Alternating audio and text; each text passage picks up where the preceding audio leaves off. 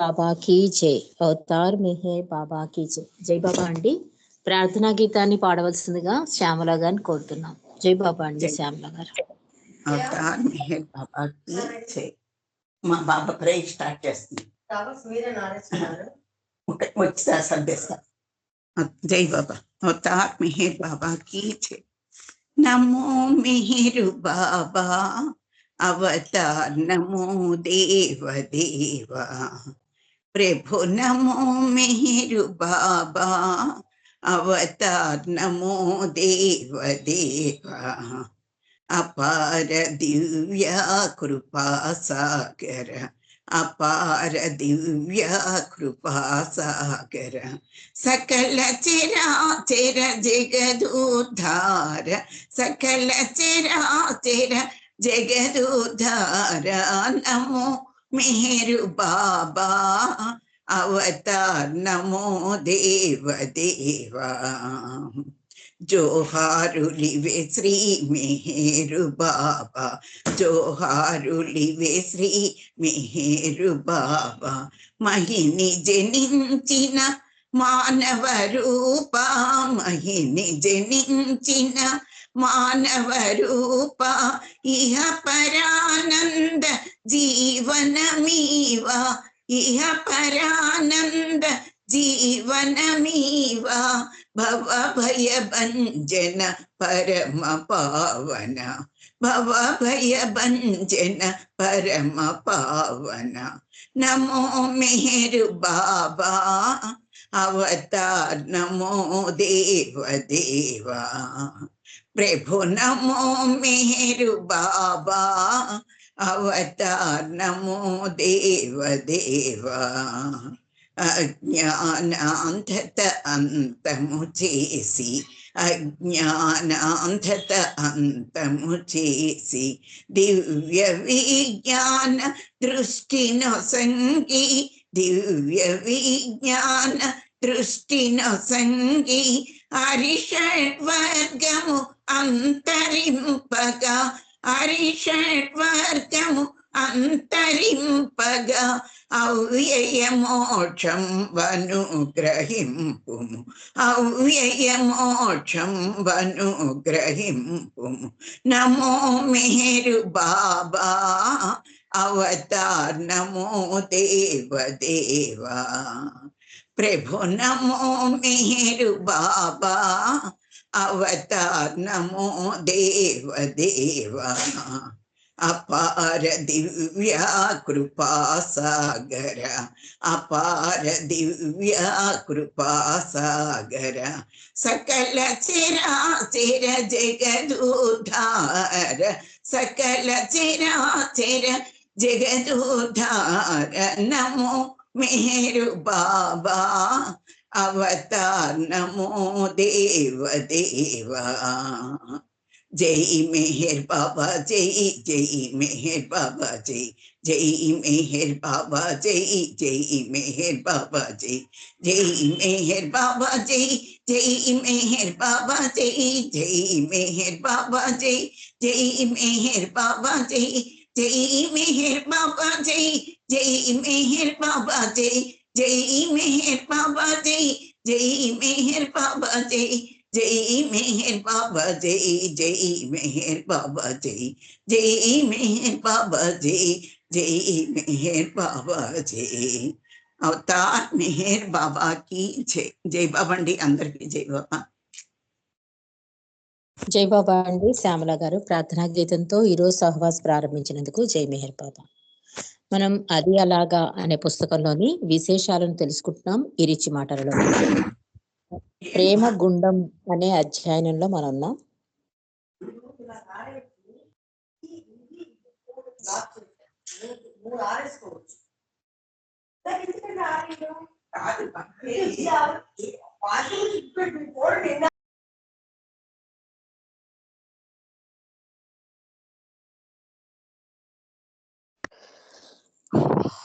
ప్రేమగుండం అనే అధ్యాయంలో ఉన్నామండి.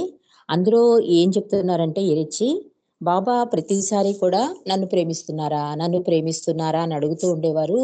కానీ మండేని మేము ఏం చెప్పేవాళ్ళం అంటే ప్రయత్నిస్తున్నాం బాబా, ఏమో బాబా ఇలా చెప్తే బాబా చాలా విచారపడ్డారు.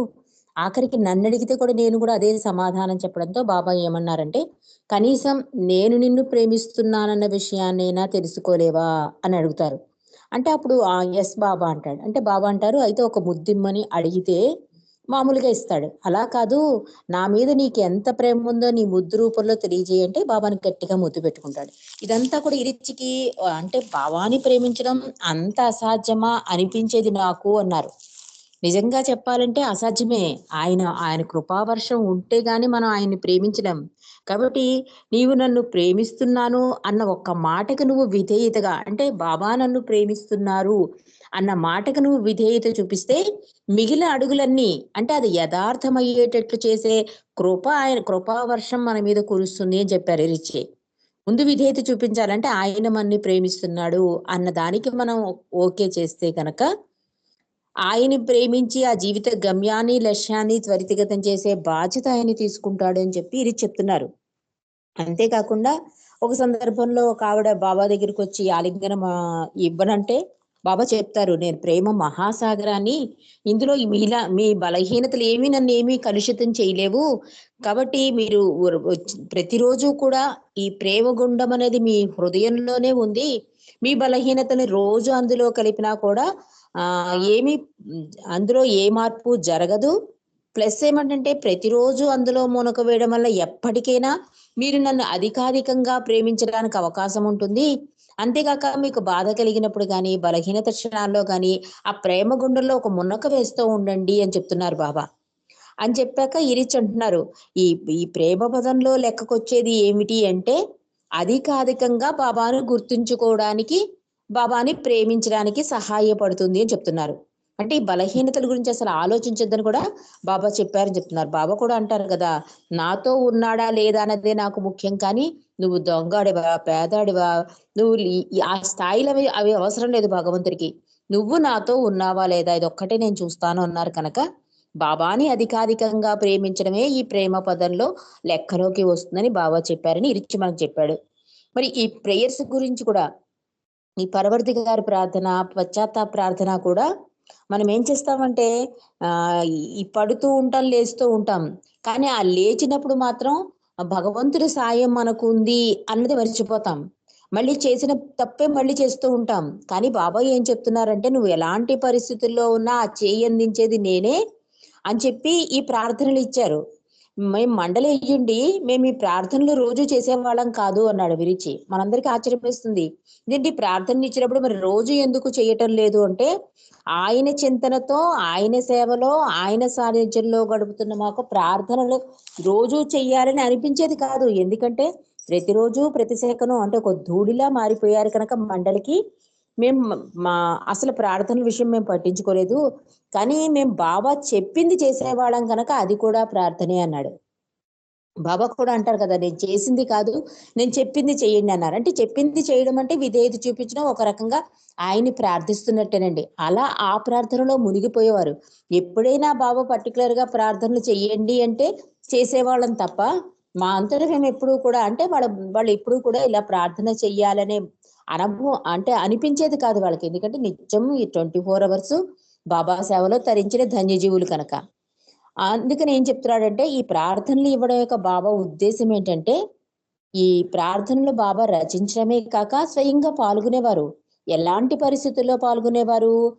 2 కార్ యాక్సిడెంట్లు, ఆఖరికి ఇక శరీర త్యాగం ముందు కూడా బాబా ఈ ప్రార్థనలో పాల్గొనేవారట. అంటే ఇద్దరు మనుషులు భుజాల మీద చేతులు పట్టుకుని నడిపిస్తే వచ్చి నించుని కాళ్ళు చేతులు మొహం కడుక్కుని చాలా శ్రద్ధగా ఒక సాధకుడు భగవంతుని ఎలా ప్రార్థించాలో చేసి చూపించారు అంటారు ఇరిచి. ఆ పశ్చాత్తాప ప్రార్థనలో కూడా బాబా లెంపలేసుకుని చాలా ఏకాగ్ర దృష్టితో కళ్ళరెప్పలు మూసుకుని లెంపలేసుకుని మరి ఆ ప్రార్థనలో పాల్గొనేవారు. నించోలేని స్థితిలో కూడా నించుని ప్రార్థన చేసేవారు. అప్పుడు నాకు ఒకసారి జాలేసింది. ఒకసారి బాబా ఇరిచిని చాలా స్పీడ్ గా చేయమంటారు. ఇరిచికి నవ్వొస్తుంది, ఇదేంటి ఇదేం ప్రార్థన, ఏదో ఎక్స్ప్రెస్ ట్రైన్ లా ఉందని నవ్వితే బాబా తర్వాత ప్రార్థన అయ్యాక చెప్తారు, ఎందుకు నవ్వొచ్చింది నీకు అంటే, బాబా నాకు ఇలా బలానా ట్రైన్ గుర్తుకొచ్చిందంటే, నీకు అదే అర్థమైందా, నేను నిలబడలేకపోయినా కూడా ఈ ప్రార్థన చేస్తున్నాను అంటే ముందు తరాల వాళ్ళకి ప్లస్ ఇందులో శక్తిని ఇముడుతో పాటు ఎవరైతే ఈ ప్రార్థన చేస్తారో నా భౌతిక నిర్యానంతరం నేను అక్కడ ఉంటాను, నా ఉనికి అక్కడ ఉంటుంది, నా ప్రెజెన్స్ అక్కడ ఉంటుంది అని చెప్తున్నారు బాబా. అందుకోసం నేను ఈ ప్రార్థనలో నించుంటున్నాను అని చెప్తారు. మరి కూర్చోవచ్చు కదా బాబా అని కూడా అడుగుతాడు పాప ఇరిచి. ఎందుకంటే నించోలేని పరిస్థితిలో ఉండే కేవలం మానవుల మీద ఉన్న ఈ అపార ప్రేమ ఆయన అలా నడిపించేస్తుందండి. అంటే శరీరానంతా ఛిద్రం చేసేసుకున్నారు, త్యాగమై జీవితాన్ని గడిపాడు తండ్రి. ఉపవాసాలు, ఏకాంతవాసాలు, కాలినడక పర్యటనలు, యాక్సిడెంట్లు, మౌనం, అన్ని అన్ని కూడా ఆయన శరీరాన్ని ఛిద్రం చేసేసాయి. ఆఖరి టైంలో అసలు బాబా చాలా నీరసంగా ఉండేవారు. అలాంటి టైంలో కూడా నించుని ప్రార్థన చేసేవారు. అందుకని బాబా మీరిచ్చిన ప్రార్థనలు కదా, మీరు కూర్చుని చెయ్యొచ్చు కదా ప్రార్థన అంటే, అప్పుడు బాబా చెప్పిన మాట అనమాట. లేదు లేదు రిచి, ఇందులో నేను శక్తిని ఇముడుస్తున్నాను, ముందు తరాల వారు తరిస్తారు, అంతేకాక ఈ ప్రార్థన ఎవరైతే చేస్తారో వాళ్ళ నా ఉనికి అక్కడ ఉంటుందని చెప్పి బాబా భరోసా ఇచ్చారు. కాబట్టి ఈ సందర్భంగా నేను ఇంకో సంఘటన కూడా మీకు చెప్తాను అంటున్నాడు రిచి. అదేంటంటే దేశముఖ్ విషయం. దేశముఖ్ ఏంటంటే అప్పుడప్పుడు తర్కశాస్త్రవేత్త, పిహెచ్డి చేసిన ఆయన, బాబా అంటే అపారమైన ప్రేమ, పూర్తి సర్వార్పణ అనమాట. అంత అద్భుత వ్యక్తి దేశముఖ్. అతను ఏంటంటే అప్పుడప్పుడు హైదరాబాద్ వస్తూ ఉండేవాడు. అంటే బాబాని చూడాలనుకున్నప్పుడు, బాబా ఏదైనా పని చెప్పినప్పుడు అతను వచ్చినప్పుడు మేము ప్రార్థనలు చేసే ఆ సన్నివేశం ఎప్పుడు దేశముఖ్ చూడలేదు. ఎందుకంటే ప్రార్థనలు రోజు చేసేవారు కాదు కనుక బాబా ఎప్పుడు చేయమంటే అప్పుడు చేయడం తప్ప ఒక టైము గాని ఒక రోజు కానీ బాబా ఎప్పుడూ మండలికి చెప్పలే. బాబా సడన్ గా ఒకసారి ప్రార్థనలు చేయండి అంటే అప్పటికప్పుడు, అది పొద్దున్న రాత్ర మధ్యాహ్నం ఇదేమీ అవసరం కాదు, బాబా చెప్పినప్పుడు మేము చేసేవాళ్ళం. అలా దేశముఖ్ వచ్చినప్పుడు ఎప్పుడూ కూడా మేము ప్రార్థనలు చేస్తుండడం చూడలేదు. కాబట్టి ఒకరోజు దేశముఖ్ వచ్చినప్పుడు ప్రార్థనలు చేస్తున్నారట, చేయడానికి రెడీ అవుతున్నారు. ఈలోగా అతను లోపలికి రావడంతో తలుపులు వేసేసారు. లోపలికి వచ్చి దేశముఖ్ లోపలికి వచ్చాక తలుపులు వేసేయమన్నారు బాబా. బాబా ఏమన్నారంటే దేశముఖుని చూసి, నువ్వు చాలా అదృష్టవంతుడివి, మంచి సమయానికి వచ్చావు అంటారు. దేశముఖుకి అర్థం కాదు. అంటే ఈ ఈ రకమైన సీన్ ఎప్పుడూ అతను చూడలేదు. బాబా నించోవడం, ప్రార్థనలు చేయడం, ఇదంతా అతనికి చాలా ఆశ్చర్యకరంగా అనిపిస్తుంది. అంటే ఈయనే భగవంతుడు కదా, మళ్ళీ ఈయన ఇంకెవరిని ప్రార్థన చేస్తున్నాడు అంటే, బాబా కన్నా ఇంకా అత్యున్నత స్థాయిలో ఉండే వ్యక్తి ఉన్నాడా, భగవంతుడు ఉన్నాడా, అసలు ఈయన భగవంతుడు కాదా, డౌట్ వచ్చేసింది దేశముఖికి. అదే చెప్తున్నాడు ఇక్కడ ఇరిచి. పాపం దేశముఖికి ఏం జరుగుతుందో తెలియలేదు. మెదలకుండా వచ్చి మాతో పాటు నిలబడ్డాడు. నేను ప్రార్థనలు చదవడం మొదలుపెట్టాను. పశ్చాత్తాప ప్రార్థనప్పుడు తూర్పు దేశ సాంప్రదాయం ప్రకారం 2 చెంపలు మెల్లగా వాయించుకుంటూ, హే ప్రభు, నేను ఆ తప్పుని ఎన్నడూ చేయను, క్షమించు క్షమించు అన్న సూచన స్ఫురించేటట్లు పశ్చాత్తాపంతో క్షమాభిక్ష వేడుకుంటున్న మా అందరితో బాబా కూడా అలాగే చేశారు. 2 చెంపలు వాయించుకున్నారు. ఇదంతా చూసి దేశముఖు నిశ్చేష్టుడైనాడు. అతని హృదయాంతరాలలో బాబా ప్రభువులకు ప్రభువు, సర్వోన్నతుడు, ప్రార్థించదగిన ఏకైకుడు. మనం మరి పశ్చాత్తాపం చెందినప్పుడు ఉద్ధరించేవాడు ఆయనే కదా. మనం పశ్చాత్తాపం చెందినప్పుడు ఉద్ధరించేవాడు ఆయనే కదా, అంటే క్షమించేవాడు ఆయనే కదా. అంతేకాని స్వయంగా ప్రార్థన చేయటం ఒక సాధారణ వ్యక్తిలా, పశ్చాత్తాపడే వ్యక్తిలా ఆయన దృష్టితో అంటే అలా ఆయన నించోడం, ఇవన్నీ కూడా దేశముఖుని అయోమయంలో పడేశాయి చెప్తున్నాడు రిచి. మామూలుగా మనిషిగా ప్రార్థన చేయడం చూచిన అతని తార్కిక మనస్సు సర్వోన్నతిగా బాబా అంతస్తుని సమాధానపరచలేకపోయింది. నేను బాబాని అవతరించిన దైవంగా భావించాను. అటువంటప్పుడు ఈయన ఎవరిని ప్రార్థిస్తున్నాడు? బాబాయే ప్రార్థన చేస్తున్నారు అంటే బాబా కంటే గొప్పవాడైన భగవంతుడు వేరే ఉన్నాడా? అలా ఉన్నట్లేమైనా ఉందా? ఇదెలా సాధ్యం అంటూ దేశముక్కులో ఆలోచనలు చెలరేగాయి. అయోమయమై కలవరపడ్డాడు. మాలో ఎవరికి తన ఆందోళన గురించి చెప్పలేదు. అంటే తను అలా వర్రీ అయ్యాడన్న సంగతి అతను ఎవరికి చెప్పలేదు. మామూలుగా భిన్నంగా అతను తప్పుకు తిరగడం గమనించినా అతని మనసులో ఏం జరుగుతున్నదో మాకెవరికి తెలియదు. అంటే ఇంకా అక్కడ అనీజినెస్ ఫీల్ అయిపోయాడు. అంటే బాబాయే ప్రార్థనలో పాల్గొన్నారు అంటే బాబా కన్నా ఇంకొకరు ఎవరో భగవంతుడు ఉన్నాడన్నమాట అనే భావన దేశముఖలో కలిగింది. కానీ దేశముఖ్ ఎవరితోనూ అంటే ఆ మండలి ఎవరితోనూ కూడా అతను చెప్పలేదు ఇలా ఇలా ఇలా జరుగుతోంది ఏంటి. కానీ అతని ప్రవర్తనలో మార్పు కనిపించింది అంటున్నాడు. అంటే ఒక అనీజినెస్ కనిపించింది. అంటే వీళ్ళెవ్వరికి కదా తప్పుంచుకు తిరుగుతున్నట్ట దేశముక్కు. అది చెప్తున్నాడు రిచి. అలా కొన్నేళ్ళు అయ్యేసరికి దేశముక్కు తల్లి మరణించింది. భారతదేశంలో మాకు ఆచారం ఉంది. ఎవరైనా మరణించినప్పుడు కుటుంబ సభ్యులు మరణించినా వారు వాడిన వస్తువుల్ని ఒక మూట కడతారు. సంవత్సరికం రోజున ఏడాది గడిచాక పెద్ద కొడుకు ఆ మూటని విప్పుతాడు. అలాగే ఏడాది నిండాక దేశముకు వాళ్ళ అమ్మగారు పోయినప్పుడు ఆ కట్టిన మూటను విప్పాడు. అందులో వాళ్ళ అమ్మగారు ఎంతో ఇష్టంగా చదువుకునే పుస్తకం ఒకటి కనిపించింది దేశముఖికి. అది కృష్ణునిపై వ్రాసిన గ్రంథం. తత్వవేత్తగా, పండితుడిగా దేశముఖు దృష్టి ముందుగా ఈ పుస్తకంపై పడడం సహజం.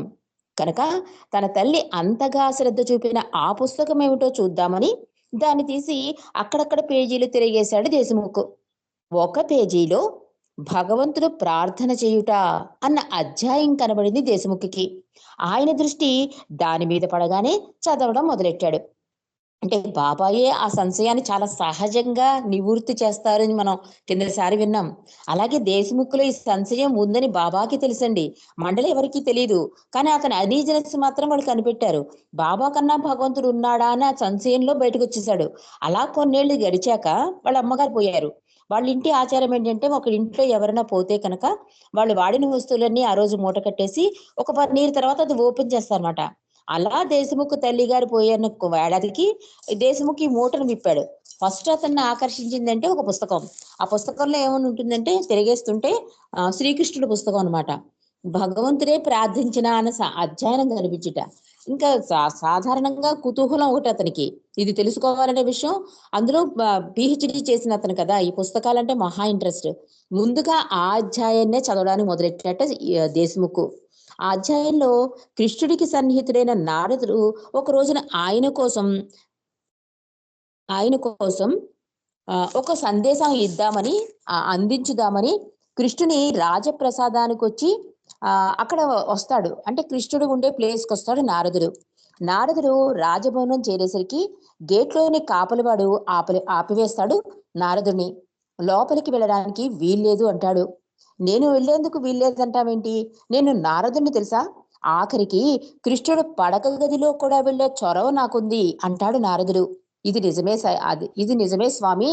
నారదుడు ఎప్పుడైనా సరే ఎక్కడున్నా కృష్ణుడు మీరు కృష్ణుడి దగ్గరికి వెళ్ళొచ్చు. కానీ ఈ రోజు ప్రత్యేక ఆర్డర్ ఇచ్చారు కృష్ణ భగవానుడు అని చెప్తున్నాడు కావలి కాసేవాళ్ళు. మీరెవరో నాకు తెలుసు. ఈ ముఖ్య సమయంలో మాత్రం మీరెక్కడ ఉండవలసిందే. ప్రభువే నన్ను స్వయంగా ఇప్పుడు వచ్చేవారిని లోనికి రానియద్దని ఆజ్ఞాపించారు అన్నాడు ఆ కావలి కాసేవాడు. స్వామి మీరెవరో నాకు తెలుసు, మీకు ఎంత అదృష్ట భాగ్యం ఉందో కూడా నాకు తెలుసు. కానీ ఈరోజు ప్రత్యేక ఆదేశం, ఈ రోజు ప్రత్యేకంగా కృష్ణుడే నన్ను ఇక్కడ డ్యూటీ వేశాడు. ఎవరొచ్చినా లోపలికి నీకు అని ఆర్డర్ ఇచ్చాడు. కానీ దాన్ని నేను మేరలేను కనుక మీరు అన్యథా భావించకండి, ఇక్కడే వెయిట్ చేయండి అన్నట్ట. ముఖ్య సమయం అంటే నీ ఉద్దేశం ఏంటి? నేను లోనికి వెళ్ళి చూడడానికి వీలేనంత ఈయన లోపల ఏం చేస్తున్నాడు అడిగాడు శ్రీకృష్ణుడు ఆ కావలివాణ్ణి. అందు కావలివాడు అంటాడు, నేను ప్రార్థన చేసుకోవాలని చెప్పారు కృష్ణ భగవానుడు అంటాడు. అంటే నారదుడికి ఇంకా ఉత్సాహం వచ్చేసింది. నారదుడు అంతటి వాడినే గుమ్మంలో ఆపించేశాడు అంటే కృష్ణుడు ఏ రాచకార్యం చేస్తున్నాడు అక్కడ అని అడిగాడు నారదుడు కావలివాడిని. కావలివాడు చెప్తున్నాడు, ఏమీ చెప్పలేదు స్వామి, నాతోటి ప్రార్థన చేసుకుంటానని చెప్పారని చెప్తున్నాడు. అప్పుడు నారదుడికి ఆశ్చర్యమేసింది. ప్రార్థన? నా ప్రభువు ప్రార్థన చేయటమా? ఎవరిని ఆయన ప్రార్థన చేస్తాడు? నా ప్రభువు కంటే గొప్పవారు ఇంకెవరున్నారు అనుకున్నాడు నారదుడు. కావలివాణ్ణి దైవదూషణ చేసినందుకు నిందిస్తూ వాదించాడు. నువ్వు ఇలాంటి మాటలు మాట్లాడతావేంటి? నీకు అసలు ఏమైనా తెలుసా అంటూ కావలివాడితో గొడవపడ్డాడు. మీరు ఏమన్నా సరే నారద మహాముని, మీరు లోపలికి వెళ్ళడానికి వీలేదు అన్నాడు కావలివాడు. ఆయన నాతో చెప్పిందే మీకు చెబుతున్నాను. తాను ప్రార్థన చేసుకోవాలని, అందువల్ల తాను ప్రార్థన చేసే సమయంలో ఎట్టి అవాంతరాలు కలిగేందుకు లోనికి ఎవరిని అనుమతించవద్దని నాకు ఒక విన్నపం చేశారు. అంటే నాకు ఒక ఆర్డర్ వేశారు. కనుక లోనికి వెళ్ళడానికి వీలు లేదని నారదుడిని గుమ్మంలోనే ఆపేశాడు. నారదుడు అక్కడ ఆగిపోవడం తప్ప గత్యంతరం లేదు. ఇంక అంత అడ్డలేస్తున్నాడు, దూసుకుని లోపలికి వెళ్ళాడు కదా, నించున్నాడు. కానీ నారదుడి బుర్రలో అనేక రకాల ఆలోచనలు చెలరేగి వ్యాకులు పెట్టాయి. బాబా ప్రార్థన చేస్తున్నప్పుడు చూసిన దేశముఖికి వచ్చిన ఆలోచనల మాదిరిగా నారదుని ఆలోచనలు కూడా సాగాయి. దేశముకు అత్యంత ఉత్సాహంతో చదువుతున్నాడు ఈ పుస్తకాన్ని. ఈ కథ ముగింపేటి, కృష్ణుడు ఎవరిని ప్రార్థిస్తున్నాడు, చాలా ఉత్సుకతతో ఆ దేశముకు చదువుతున్నాడు పుస్తకాన్ని. దాదాపు ఒక అరగంట గడిచాక గుమ్మం బయట ఎదురు చూస్తున్న నారదుణ్ణి చూశాడు కృష్ణుడు. తన గది నుంచి బయటకొచ్చాడు. సాదరంగా నారదుణ్ణి అభినందించాడు. అయిష్టంగా అభినందనలు అందుకుని నారదుడు తలపడ్డాడు కృష్ణుడితో. కృష్ణ కృష్ణ ఏమిటి, ఏం జరిగింది అని కృష్ణుడు అడిగేలోగానే నారదుడు కొంచెం కోపంగా కృష్ణుడి వైపు చూస్తూ, నీవు ప్రార్థన చేస్తున్నావని కావలివాడు చెప్పాడు అన్నాడు నారదుడు. అవును, అది నిజమే అన్నాడు కృష్ణుడు నిర్ధారణ చేశాడు. అలాగా, అయితే నువ్వు ప్రార్థన చేసేదెవరిని అడిగాడు నారదుడు. దేవునిపై ఉన్న నమ్మకం కృష్ణుని అంగీకారంతో చలించిపోగా ఆతృతతో అడిగాడు నారదుడు. కృష్ణుడు పకపక నవ్వుతూ, నేనెవరిని ప్రార్థిస్తున్నానో నీవు చూడాలనుకుంటున్నావా, రా, నాతో రా, చూద్దువు గాని అంటూ కృష్ణుడు నారదుణ్ణి తన ప్రార్థనా గదిలోకి తీసుకెళ్లాడు. అక్కడ ఇక్కడ ఇక్కడ ఒక్క నిమిషం, ఇది ప్రింట్ చాలా తప్పు ఉంది. అంటే కృష్ణుడు నారదుణ్ణి తన ప్రార్థనా గదిలోకి తీసుకెళ్లాడు. అక్కడ నారదుడు చూసింది ఏంటంటే చిన్న బొమ్మల్ని చూశాడు. కృష్ణుడు మండలి వారి విగ్రహాల్ని, అందులో నారదుడు, అర్జునుడు తదితర సన్నిహిత చిన్న విగ్రహాలు కూడా ఉన్నాయి. కృష్ణుడు అంటున్నాడు, నేను ప్రార్థన చేసేది వీళ్ళే అన్నాడు కృష్ణుడు. వివరించాడు నారదుడికి. నేను నా ప్రేమికుల్ని ప్రార్థిస్తాను. చూడండి, సకల సృష్టి నా ప్రేమ ప్రవహించేందుకే ఉన్నది. నిరంతరం నేను నా సృష్టిని ప్రేమిస్తున్నాను. అయితే ఆ నియమిత సమయాల్లో నా ప్రేమికుల ప్రేమని స్వీకరించేందుకు నేను జన్మ తీసుకుంటూ ఉంటాను. నా ప్రేమికులు నన్ను పూజిస్తారు, మరి నేను వారికి నా యందున్న ప్రేమను ప్రేమిస్తాను అంటున్నారు కృష్ణ భగవానుడు. ఎంత అద్భుతంగా ప్రభువు మాటల్ని కృష్ణావతారంలోనే బాగా చెప్పేశారండి. అంటే నారదుడికి డౌట్ వచ్చింది, కృష్ణుడు ఎవరిని ప్రార్థిస్తున్నాడు అంటే చూపించాడు చిన్న చిన్న విగ్రహాలు. అక్కడ వీళ్ళు కూడా ఉన్నారు, ఎవరు, కృష్ణుడు, గోపికలు వీళ్ళందరూ ఉంటారు కదా, వాళ్ళు ప్లస్ నారదుడు, అర్జునుడు కూడా ఉన్నట్ట. దాంతో నారదుడికి ఆశ్చర్యం వేస్తే అప్పుడు కృష్ణుడు చెప్తున్నాడు, నేను నిరంతరం నా సృష్టిని ప్రేమిస్తాను, కానీ నన్ను పూజిస్తూ నాకు విధేయత చూపిస్తారు, వాళ్ళని నేను ప్రేమిస్తాను, ఇదే నా ప్రార్థన అని చెప్పాట నారదుడు. కృష్ణుడు నారదుడితోటి. ఇదంతా కూడా దేశముకు బాబా అడిగితే చెప్తాడండి మండలికి. అందువల్ల ఇరిచి మనకి చెప్పగలుగుతున్నాడు. రాత్రి దేశముకు మనసులో ఈ ఆందోళన రావడం, అది ఎవ్వరికి షేర్ చేయకపోవడం, ఆ తర్వాత సహజంగానే దేశముఖికి ఈ విషయాన్ని బహిర్గత బాబా చేయడం, తర్వాత అందరి దర్బారులో బాబా అడగడం జరిగినప్పుడు దేశముఖి ఇదిలా వివరించాడని చెప్పి, అప్పుడు నేను ఉన్నాను కనుక ఈ సంఘటన మీకు చెప్తున్నాను అంటున్నాడు ఇరిచి. దాన్ని దేశముఖి చదివినప్పుడు ఎంతో ఉపశమనం పొందాడు. బాబా ఎందుకు ప్రార్థన చేసేవారో దేశముఖికి తెలుసుకోగలిగాడు. అతని భ్రమంతా తొలగిపోయింది. తర్వాత ఆయన బాబా దగ్గరికి వచ్చినప్పుడు జరిగినదంతా బాహాటంగా వ్యక్తపరిచాడు మాకు. తన మనసులో అనుమానాన్ని ఎలా చెలరేగాయో, మళ్ళీ అవి ఎలా సమసిపోయాయో అంతా పూర్తిగా వివరించి మాకు తెలియజేశాడు దేశముఖు అన్నారు ఇరిచి. కాబట్టి ఎంత అద్భుతంగా ప్రార్థన యొక్క విశిష్టత అంటారు చూసారండి. ఎందుకు మనం ప్రార్థన చేయాలి, భగవంతుడు మనకి ఎంత ఇంపార్టెన్స్ ఇస్తున్నాడు అన్నది ఈ పుస్తకం, ఈ పదాల ద్వారా, ఆ దేశముఖ చర్య ద్వారా మనకి ప్రభు అందించినట్టు నాకు అనిపిస్తుంది. ఎందుకంటే ప్రార్థన మనం ఎలా చేసినా కూడా బాబా అదే చెప్తారు, నాతో ఉన్నావా లేదా, నన్ను ప్రేమిస్తున్నావా లేదా, నాకు విధేయత చూపుతున్నావా లేదా, ఇదన్నీ బాబా చూస్తారు కనుక బాబా ఏమని భరోసా ఇచ్చారు, నా ఉనికి అక్కడ ఉంటుంది, నా ప్రెజెన్స్ అక్కడ ఉంటుంది అని చెప్పారు కనుక ప్రార్థన అన్నది మన బాబా ప్రేమికులందరికీ, అసలు ఆధ్యాత్మిక మార్గంలో ఒక సాధకుడుగా భక్తుడుగా ఉన్న ప్రతి మానవుడికి ప్రార్థన అనేది కంపల్సరీ చెయ్యాలండి భగవంతుడికి. ఎందుకంటే తెలుస్తుంది, ఆయన స్థాయి మనకి తెలుస్తుంది. ఆ పరవర్దిగారి ప్రార్థన చదువుతున్నంతసేపు కూడా మనం గబగబా చదవకుండా, భాస్కర్ రాజు గారు, మహేష్ గారు అదే అంటారు, ఒక్కొక్క పదం అర్థం తెలుసుకుని కనుక మనం చదివితే కనుకండి మనం ఎంత అద్భుతమైన స్థాయి గల భగవంతుడి నీడలో ఉన్నామా, ఇలాంటి భగవంతుడు మన్ని ప్రేమిస్తున్నాడా అని ఉప్పొంగిపోయి మరంత ప్రభువుకి చేరువుగా వెళ్ళడానికి అవకాశం ఉంటుందండి. ఇంకా పశ్చాత్తాప ప్రార్థన అయితే బాబా ఎందుకు ఇచ్చారు అంటే ఆ తప్పును ముందు గుర్తించమంటున్నాడు తండ్రి. అంటే మానవుడుగా మాయలో ఉంటాం కనుక మనం మళ్ళీ పొరపాట్లు చేసేస్తూ ఉంటాం. గుర్తించామనుకోండి, ఆహా ఇంక అలా చేయకూడదు. బాబా సంతోషాన్ని కోరుకునే వాళ్ళమైతే ఇంకా ఆ తప్పును మళ్ళీ చెయ్యమనమాట. అందుకని ఆ పశ్చాత్తాప ప్రార్థన. ఇంక మండలి ప్రార్థన ఏంటి? అధికాధికంగా ఆయన్ని ప్రేమించడం వల్ల మనల్ని ఆయనే నడిపిస్తాడు. చెయ్యి పట్టుకుని నడిపించి ద దగ్గరుండి ఆ జీవిత గమ్యాన్ని త్వరితగతిన చేస్తాడు. కాబట్టి ఇంత భాగ్యం ఆ ప్రార్థనలో ఆ శక్తిని ప్రభువు అందించి మరీ మనకు అందించాడు కనుక, మనం ఈ ప్రార్థన చేస్తున్నప్పుడు ప్రభువు నా దగ్గరే ఉన్నాడు అనే సమక్షంలో మనం ఆ భావనతో ప్రార్థన చేయడానికి ప్రయత్నం చేద్దామండి. అవతార్ మెహర్ బాబాకి జై. జై బాబా అండి. హారతి వైదేహి గారు పాడవలసిందిగా కోరుతున్నాను. జై బాబా. जय बाबा। अवतार मेहर बाबा की जय।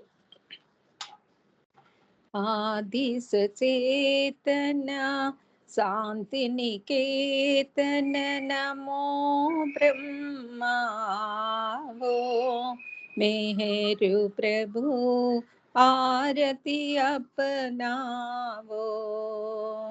आदि सचेतन शांति निकेतन नमो ब्रह्मा वो मेहरु प्रभु आरती अपनावो।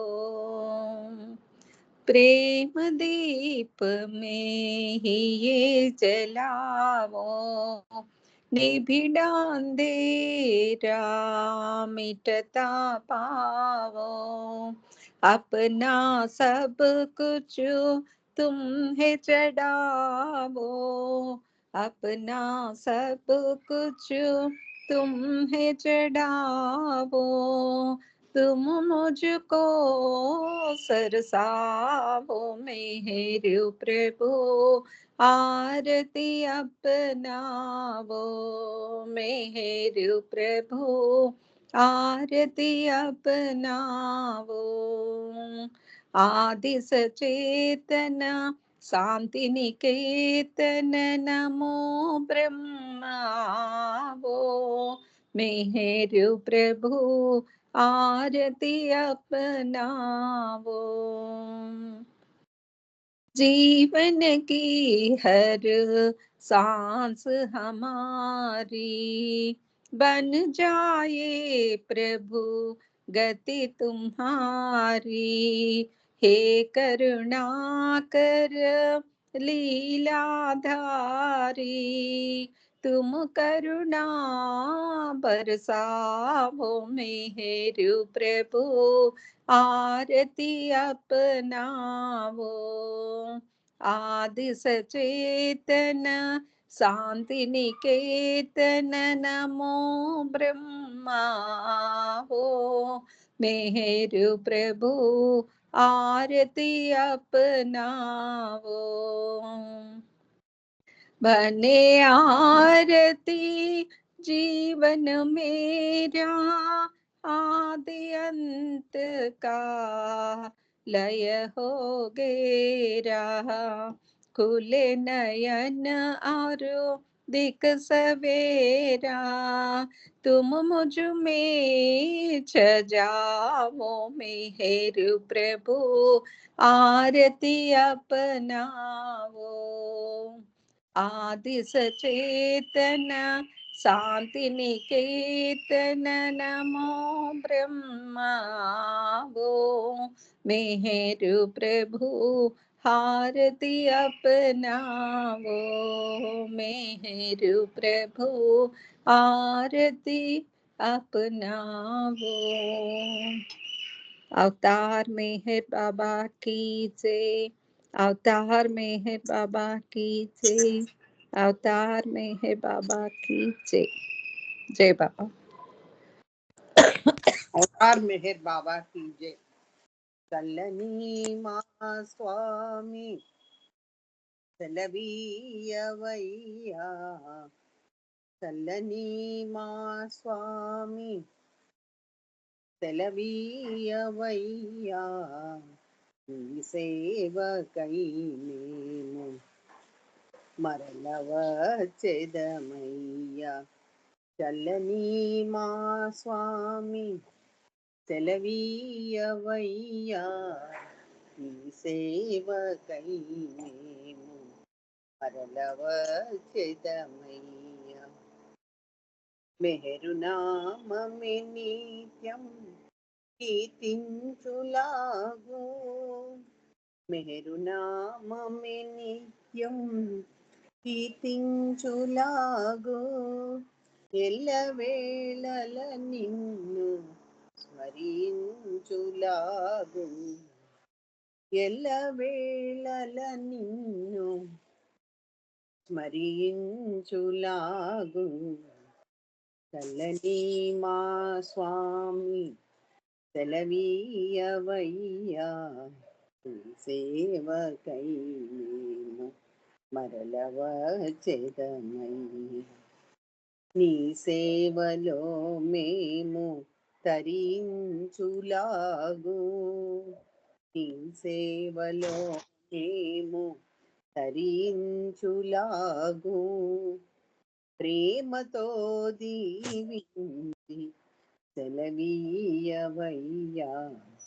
ప్రేమతో దీవించి సెలవీయవయ్యా, సెలవీయవయ్యా, సెలవీయవయ్యా, సెలవీయవయ్యా.